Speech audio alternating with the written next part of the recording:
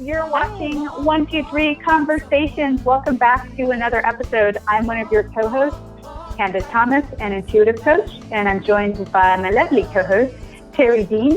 Terry Dean is a creative entrepreneur. She's had over 30 plus years experience dealing with helping marketing and sales and all of those good things. Hey, and we're super, super happy to have with us today the lovely Miss Kelly Vargas, who is one of our favorite people in our community of amazing women that we work with and play with and do all kinds of fun things with. Kelly is a single mom, 3 amazing kids. Kelly, God, I love your kids. And she's doing some pretty remarkable things. And I guess too, let's just start with at the age of 28. You know, I know you had some challenges with the kids and scalp or skin, and what did you do but jump in and create a skincare line so that you could take care of your own babies in a way that you knew would be safe and healthy and all that good stuff for them. So we all kind of know you around here as Haley Janae Skincare, and we love your products. You make beautiful scrubs and just all kinds of neat things. And then also too, that kind of, it sounds like, led you into pursuing, you know, just expanding on your passion for healthcare and wellness. And you found yourself entering massage therapy school at the age of 35, which I think is really incredible too. And you now own and operate a business where you're continuing with the skincare. You also do body work, and you help a lot of us here in this community stay not only healthy, but our bodies feel great, and you also keep us happy. So we're just super happy to have you here today. And if I've missed anything, please jump in, tell us what we need to know that maybe I didn't share. Well, I would say Kelly looks like a... Sorry to speak over you, but I just want to say Kelly, she looks like a baby, right? She looks super young. Right. But she's been entrepreneurial for over, I think the skincare has been over 11 years now. So I just want to throw that out there. And Kelly does a lot for a lot of other entrepreneurial women in our community that has nothing to do with like her business necessarily, though she does some of that as well. But she shows up for a lot of people here. So it is an honor to have her here today and just, hear your thoughts on things. It's brilliant. Yeah. So now you can go. Now I'll jump in real quick too. You just reminded me of something else amazing. Kelly is that person that is always a fast, hard yes. If I say, oh my God, Kelly, I'm trying to help a friend out of Denver who's had, cancer, and we're trying to raise some money for a GoFundMe. And Kelly's like, okay, what can I put together? Okay, we need to do the GoFundMe page. I've never met this person, but let me go ahead and dig in and figure out how to set that up. You're the big person that always has a smile on their face and says yes, and just another personal public thank you for all that you do. So we just love you. Mm-hmm. Thanks, guys. Right on. So here we are, pregnant pause. So Kelly, I have a question. We'll just, we're one topic, 2 hosts, 3 questions, and it's never 3 questions. It's like 2,003 questions. But I'm just curious, what is it that drives you? What is it that motivates you? And what has prompted you to make some of the choices and decisions that you've made as an adult? I think it all comes down with my want to help. I just think that it's, for a lot of people, human nature that when you see a need or you see people that want help, like, how can you sit there and not? It's as simple as that. So with the skincare, it was, I just go there, some people just do. And that's what I do. My son had eczema when he was born. And, I told the story 1,000 times, but basically he ran out of his cream and I was too lazy to go to the store. And what I have always used on my products was natural oils and skincare. And I just did it and it worked. And within 3 days, I was like, oh my gosh, I have something here. Why not just call the cosmetic lab? Why can't I just create my own? I just go there, it's just instilled in me. And so I do. And, with our community, with other people that need help, I just, you can't ask for people to care about you if you're not going to care about them. That's just what it comes down to. Right on. I love that. And I think I'm fascinated by, I'm already going off on another tangent, but I'm fascinated by how old you were when, because I've been talking to a lot of the younger, and you weren't that old, right? But I'm telling you, I'm talking to a lot of people who are in their early 20s, and they feel like if I don't have all this stuff sorted and figured out by the time I'm 25, my life is over. So the fact that you took very big leaps when you were 28 and then 35, that's huge. Like, what was it about? And I know you were saying, hey, why can't I be the one to do this at 28? And then again, when you transitioned and doing more in massage when you were 35, like, what helped you get to that point? What helped you realize, like, yes, I can do that? And again, that's not like you're old, but what would you say to someone who feels like, you know, I might have missed the mark or missed my time to do something?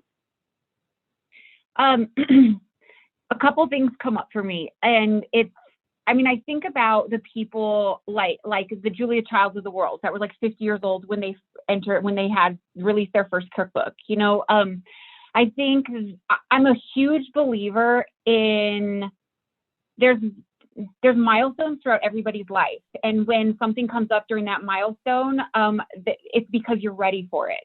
You basically just wait until that milestone pops up and be ready to jump. That's just my mindset. But I always think about a college math teacher of mine that I had who said that he was 32 years old when he even went to college. He was just, I don't know, working. I don't even know what his job was. For some reason, that guy stuck out to me, just a regular algebra or whatever college class that I was taking. And he said he was 32, and I'll always remember him. And then the multiple stories of these people that have just made such a mark in our world.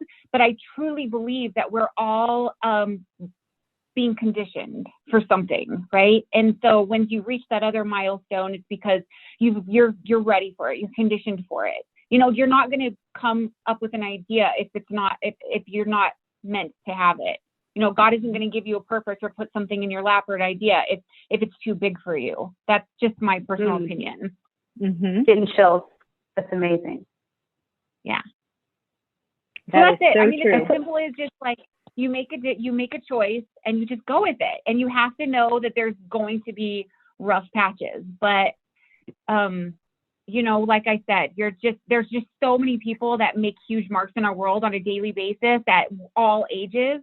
Not everybody has it figured out at 20, because then also I don't want to have it figured out at 20, because then what am I going to do at 50? Just sit around and wait to die? That's good. I mean, that's so true. Yeah. I'm really curious, and I feel like you and Terry have this parallel. I am super introverted. I'm finding out that I am a people person, sort of. But the two of you are really inspirations for the way that you are so involved in helping people. Like, that's just something that you all just naturally do. And it seems to be, you know, I don't know if that's a part of the soul mission or your purpose. It's building communities, helping maintain communities, and just helping other people with in all sorts of ways. How did you come to do that? Is that something that you grew up in where you had a sense of strong community and environment, or is that something you had to figure out on your own? Like, where does your drive to create such strong communities and help people come from?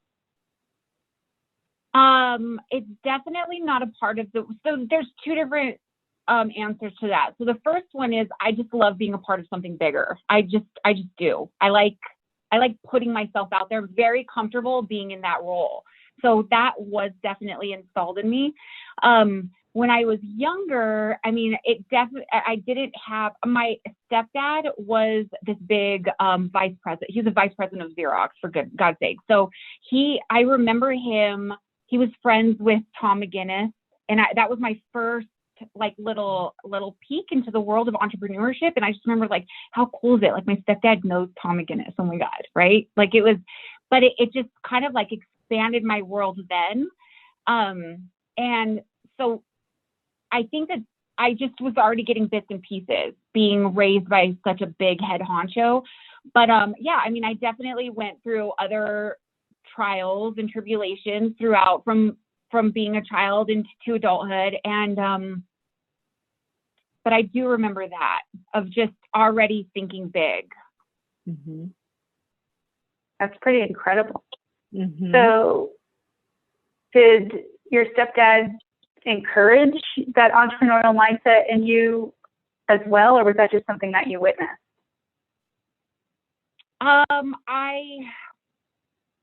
Okay, so my stepdad and I are kind of like the same person. So he thinks big and he definitely does everything on his own, but we also are like stubborn. It's kind of tricky. No, definitely not. I mean, we definitely butted heads because we are the same bullheaded, go-getters, but also we have a very strong sense of you have to do it yourself. Like, you just have to. You're in control of your own life. You're in control of your own destiny, and you just work your booty off. That's just what you do. You just work from sun up to sundown, no excuses. But having him as that role model definitely instilled it in me. Yeah. But we did go through some rough patches for sure. Yeah, I see that so strong in you today. Anytime I have collaborated with you on anything, and I've told you this, I'm like, hey, Kelly, it's done.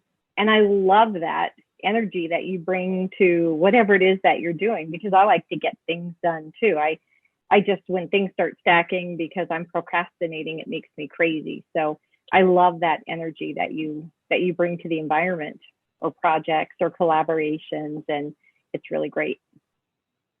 I find that interesting though. Sorry, I'm so keep sorry. Keep going. I want to hear this. But also on a personal level, it's like, okay, who do you want to show up as for people? Like, for me, it's super important for people to know that they can count on me. I mean, I've got a zillion things going on and I do fall behind. I mean, I am only human, but you have to kind of like own up to it. And it's just always in the back of my mind that I want to be the type of person that people know, like, my heart is in it with you. You know what I mean? So and integrity. That's integrity is really important, right? Like, I feel that in you. I find it interesting though, because I don't see that, like, when you spoke about the way that you said it, and it could just be my interpretation, but that was a little bit of a harsh energy. Like, it's all on you. You figure it out. No excuses, kind of like no whining. You grind. But I find that that's not the way that you show up for other people. That doesn't seem to be how you operate. Like, you're not projecting that other people need to live that life or do the same, because you really show up and support people the best way you know how. And the way that you show up for others, you're not leaving them to their own devices or leaving people alone to pull them up by their bootstraps. So I find that interesting, where you might have that. And it makes me think, like, hey, Kelly, who supports you? Like, what do you do for self-care when you need to slow down? Because you are that person. You don't leave other people to their own devices. At least in what I know. I might be totally biased in how I viewed our interactions and things, but it seems to be you really care about helping others so that they don't have to do everything all by themselves. Not that we want people to be victimized or stay victims or make excuses, but you really make a point to get out there and help people who just need a hand up out of situations. So again, it just makes me wonder, what are you doing to take care of yourself? Massage school is what taught me about the whole self-care thing. First of all, you have to plan stuff out. You have to carve time for yourself. And it took me a very long time to do that. So right before the pandemic, all these things that I said I wanted to do, like, oh, I want to get a massage once. Like, wouldn't it be great to get a massage once a month? Or wouldn't it be great to finally invest in facials and great skincare and things that actually make me happy? And so I just started doing it. I now carve time out. I have a really great Reiki girl that I go to, because that just is what resonates with me. At least twice a month I'm back up to, now that the pandemic, like, things are kind of coming. We're kind of like coming out of this pandemic a little bit. Oh no. We can still hear you, just your video thing. Okay, it's connecting. Sorry, guys. It's perfect. So it's reconnecting. But yeah, I think it's just actually carving the time out for the things that you say that you want to do. And so I do that. And I am a huge believer too that, oh good, can you see me? Welcome back. That what you So my self-care is, I mean, like, once again, I do get massages and I get Reiki treatments twice a month. I do every now and then I'll go get, I'll pamper myself a little bit. I'll spend the money that I say that I don't have and, whatever. And then I also I feel so lucky because I have a great community of people, and that's huge. I have people that are checking in with me, and it's because I do, like, if you check in with other people, like you get what you give, right? And it's so true. I'm just so lucky that, I mean, I have a really great community of really good, solid people that I know care about me. So that's a part of self-care. Right.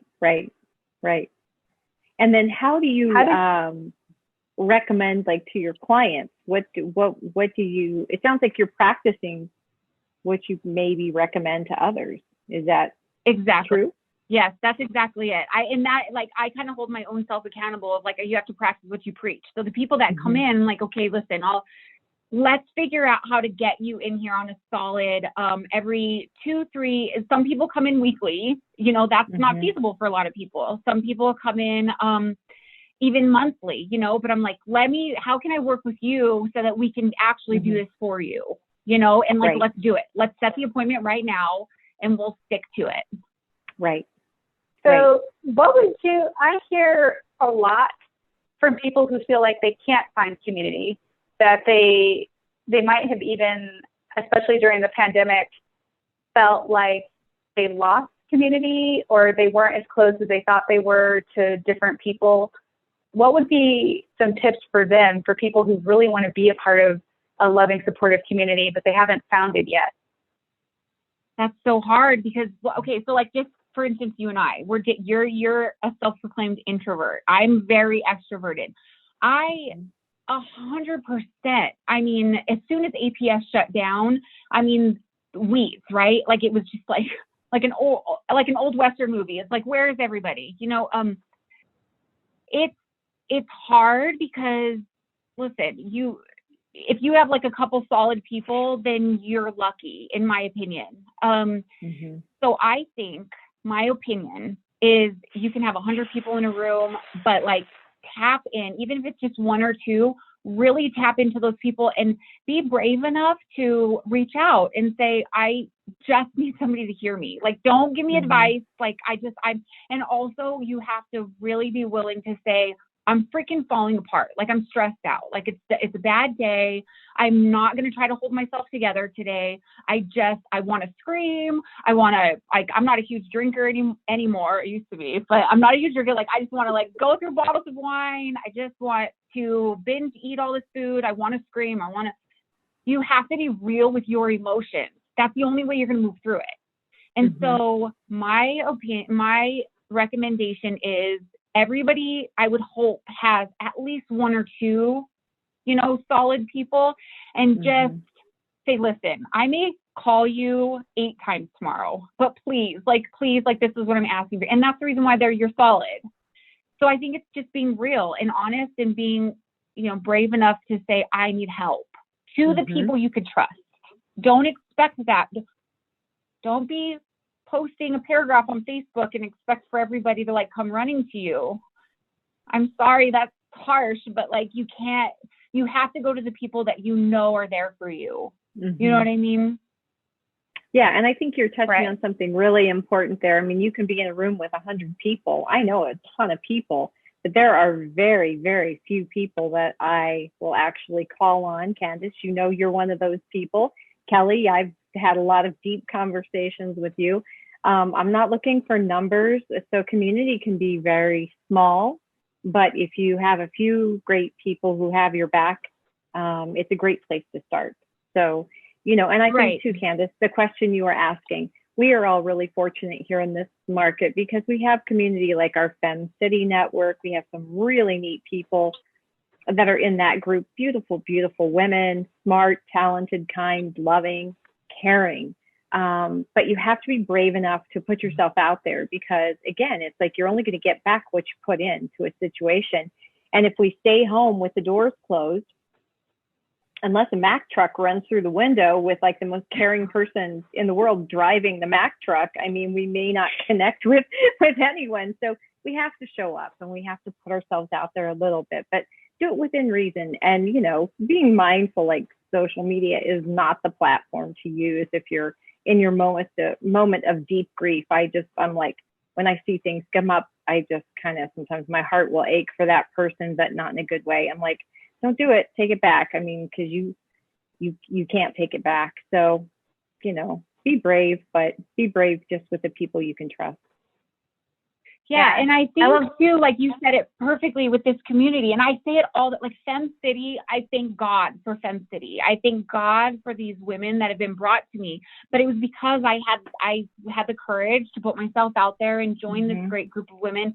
And the thing is when you allow yourself to be vulnerable like that, it opens up a whole new world that you don't even know exists, and it gets you like, you know, it changes your mindset. So if you're in a really crappy place, you know, try to surround yourself with happiness. And it will change the trajectory. It will change. I pinky promise it will change your thinking. And when you think different, you think positive, and you think big, that is what you get. Like I am a walking example of it. Yep, we are exactly who we believe we are.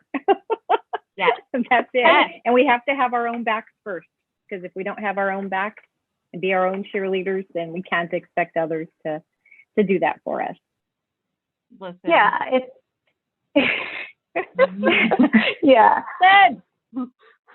it's making, even though I asked the question, hearing the two of you answer that, it's like, that is so fascinating. Because I remember one of the lowest points of my life was when it was like one year my business tanked, you know, and I thought it was pretty much the end. And I went into this really dark place for like, I think I was there for 3 or 4 months, and I stopped contact with everyone who didn't live in my house, you know? And I couldn't be bothered. I wasn't interested in anything. And I could just barely, I think all I did was watch TV. So I wasn't meditating. I wasn't thinking positive. And then it was like, I just gave myself the space to grieve, because there were so many things I felt upset about. And I was really confronted with my illusion and how I thought the world ought to work and who I thought I was, and the reality of who I actually was and what was actually happening and what actually was going on. And I think I literally, I don't know how to describe it or explain it, because I didn't talk to it. It's literally just vegged out. But then one day, by allowing myself just the grace to be present, like I knew enough about spirituality and stuff where it's like, I'm just going to be present with my emotions, not to wallow in it. But it's like, I have nothing left. I don't know what else to do. Certain people call that a dark night of the soul. I didn't know at the time. Sort of like, well, whatever. I don't understand what my purpose is. I'm just existing. And one day I just woke up and things made sense. And I got this download from spirit, and it was like, okay. And it was so weird because I pretty much canceled all my friends. And what popped into my mind was I should ask Terry if she still does headshots, because she does photography. And I reached out to Terry, and we were kind of associates. We weren't really friends. And then we just started chatting more and more and more just about these headshots as I felt like ramped up to get back into business. And then a natural friendship grew from that. And I do remember there was a certain amount of vulnerability where I'm going to just be real with Terry, even though I hadn't, not that I had been fake, but I hadn't really thought of her as like, oh yeah, this is going to be one of my homegirls. And then the same situation with like a year or two later, I met someone else, and it took me a really long time to get like my close circle of here's the 1 or 2 people that you call. It took me like years to cultivate that in my introverted way. But I think it was, for me, the piece of vulnerability is when I was connecting with someone, Terry was like, cool. And I was like, hey, well, maybe, I mean, as adults, it's kind of weird sometimes, maybe not for y'all because you're naturally extroverted, but it's like, do you want to be friends? Hey, like it. Do you want to go play? Let's go play. Yeah, I like your glasses. People. Will you play with me? Can we hang out?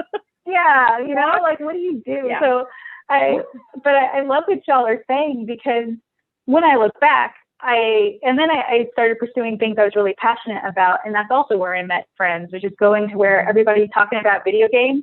I love video games. Let's talk about it. And then there'd be one or two people where it's like, oh, I want to get to know you a little bit better, or in building clients. So I think that's actually very sound practical advice. So yeah, feel like I love it. So go ahead. I was just going to say, so Kelly, do you have anything exciting that you want to share with us about what might be coming up for you in the next couple months, or where can people find you, or, talk to us? I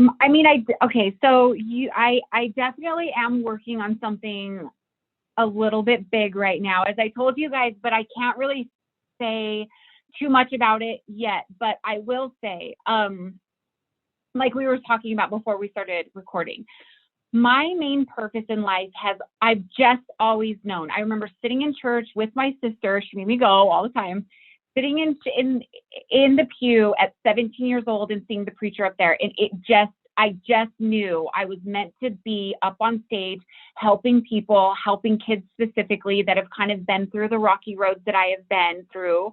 And, I think that kind of fueled me all these years. And I finally feel like I'm coming full circle. I definitely am working on something really big where, my passion is kids. My passion is helping. My passion is creating something bigger than I can even dream of. And I'm so excited. I'm excited to be able to start talking about that, but we got a little bit of time. But so until then, I'm working, and I building my clientele. I'm looking for a new space because I finally started bringing on other people to contract underneath me. Nice. I'm just growing. That's what I want to do. I just want to keep growing. Excellent. Congratulations. That's huge. So where can people find out more about you or about your business? I have my website, hjskincare.com, because Haley Janae Skincare is kind of hard to explain. So hjskincare.com. I'm all over social media, Kelly Vargas. And you can always call me. I'm like just call or text. Like I'm kind of old fashioned. Just send me an email. And we'll have like the website in the show notes and everything as well. So thank you so much. Terry, how do people get a hold of you? LinkedIn is great. Terry, Terri, last name Dean, Dean, or you can find me on FemCity, or drop us notes in wherever you're watching this, drop us a note and I'll get back with you that way as well. And Candace, what about you? You can find me at CandiceThomasIntuitive.com, CandiceThomas Intuitive, altogether.com. And I'm on Instagram. It's Candice Intuitive. And I'm testing Clubhouse quite heavily now. I think I might do more things there. And I'm just Candice Thomas on Clubhouse. And you can slide into my DMs on Instagram, or there's a way to contact me through my website as well. And we'll have all of our contact information in the show notes on YouTube or wherever you might be listening to the show in addition. And I just want to say one thing. I was able to jump into one of Candace's classes she did on Clubhouse over the weekend. So I would say follow her on Clubhouse if you can, because she's doing some really amazing things there. And it was the best hour I had spent all weekend. So thank you so much again. And I feel like I know a lot, but I feel like I learned a few more things.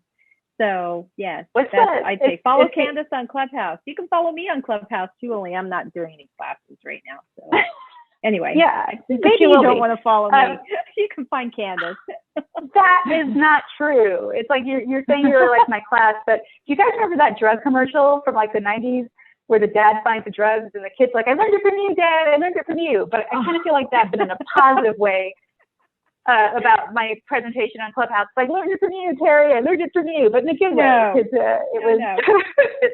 It was really great. It was great. I love it. It's so fun to be able to attend those things. And it's like we have access to Candace for a full hour in some different ways that we just get to enjoy. So I just invite you to follow her. Right.